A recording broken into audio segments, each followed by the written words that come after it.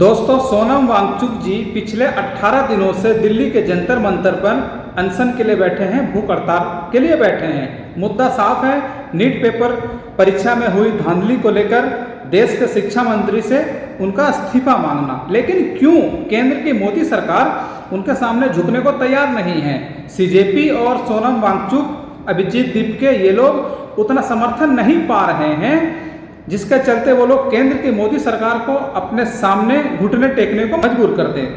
अन्ना हजारे का अनशन मात्र 12 दिन में सत्ता पक्ष वाली कांग्रेस सरकार, डॉक्टर मनमोहन सिंह की सरकार ने उनके सामने घुटना टेक दिया था, उनकी मांगों को स्वीकार कर लिया था। लेकिन क्यों आज 18 दिन से ज़्यादा हो गए हैं, केंद्र की मोदी सरकार सोनम वांगचुक जी के मुद्दे को और उनकी बातों को मानने से इनकार कर रही है और अभी तक उनके सामने झुकने को तैयार नहीं है। चलिए मैं आपको बताता हूँ किन कारणों से केंद्र की मोदी सरकार सोनम वांगचुक और सीजेपी के प्रोटेस्ट को मानने को तैयार नहीं है। सबसे पहला कारण ये है कि वहाँ पे जितने भी लोग जुड़ रहे हैं वो सर्व धर्म विरोधी लोग जुड़ रहे हैं। चाहे आप कुणाल कामरा को ले लीजिए या और अलग अलग लोगों को ले लीजिए, वो लोग सिर्फ वहाँ जा करके सिर्फ हिंदू धर्म को टारगेट करके हिंदू धर्म के देवी देवताओं को के बारे में अनाप शनाप बोल रहे हैं।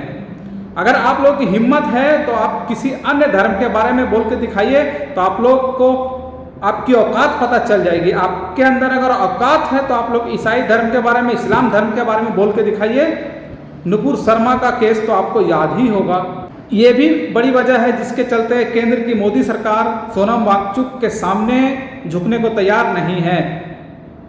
धर्म विरोधी वहाँ से स्टेटमेंट जारी करना, और वो हर लोग उस प्रोटेस्ट से जुड़ते हैं जिनको धर्म विरोधी माना जाता है। वो सिर्फ एक ही धर्म को लेकर, सिर्फ सनातन धर्म के बारे में कभी ना कभी वो लोग कोई ना कोई स्टेटमेंट दिए होंगे, जिसके चलते सोनम वांगचुक और अभिजीत दीपके कांग्रेस जनता पार्टी के सामने केंद्र की मोदी सरकार झुकने को तैयार नहीं है। दूसरा ये है कि आंदोलन छात्रों का था, लेकिन वहाँ पे विभिन्न राजनीतिक दलों के बड़े बड़े नेता लोग जुड़ गए हैं। जैसे अरविंद केजरीवाल को ले लीजिए, डिम्पल यादव को ले लीजिए, प्रिया सरोज को ले लीजिए, या जितने भी बड़े बड़े नेता हैं।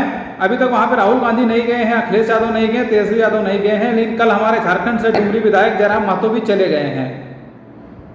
तो वो सबसे पहला राजनीतिक का अड्डा नहीं है, वो प्रोटेस्ट छात्रों के हक के लिए था। तो वहाँ पे जबरदस्ती राजनीतिक अड्डा बना दिया गया, राजनीतिक दलों का अड्डा बना दिया गया। अभिजीत दीपके ने एक इंटरव्यू में साफ साफ कहा था कि हम किसी भी राजनीतिक पार्टी के साथ नहीं जाना चाहते हैं। जो आरोप अभिजीत दीपके के ऊपर लगते थे कि ये आम आदमी पार्टी का दलाल है, वो आरोप सही साबित हुआ। कल अरविंद केजरीवाल वहाँ पे गए और उन्होंने प्रोटेस्ट का हिस्सा वो बने, प्रोटेस्ट का उन्होंने समर्थन किया। धर्म विरोधी नारा लगना, राजनीतिक दलों का अड्डा बनना, और खुद अभिजीत दीपके जब कुणाल कामरा माता सीता को लेकर के एक स्टेटमेंट दे रहा था, तो अभिजीत दीपके वहाँ पे ताली बजा रहा था। तो और लास्ट में ये लोग बोलते हैं कि हमको समर्थन नहीं मिल पा रहा है छात्रों का। समर्थन क्यों देंगे भाई आपको? आपका जो मुद्दा था नीट पेपर लीक में हुई धांधली को लेकर शिक्षा मंत्री से इस्तीफा मांगना, आप वो मुद्दा भटका करके धर्म विरोधी नारे लगाते हैं, विभिन्न राजनीतिक दलों के नेता लोगों को वहाँ पे बुलवाते हैं, तो आपको कैसे मिलेगा समर्थन छात्रों का? आप मुद्दे पे बात कीजिए। लेकिन अभी के टाइम में सोनम वांगचुक जिस मुद्दे को लेकर भूख हड़ताल पर बैठे हैं, वो मुद्दा बिल्कुल सटीक है, मैं भी उसका समर्थन करता हूँ। सोनम वांगचुक जी छात्रों के हित के लिए अनशन के ऊपर बैठे हैं, लेकिन वहाँ पे जो एक्टिविटी हो रही है वो सब गलत है, बहुत ज़्यादा गलत है। आपको जो मुद्दे के लिए आप प्रोटेस्ट कर रहे हैं, उस मुद्दे के ऊपर आप बात कीजिए तो आपको समर्थन मिलेगा।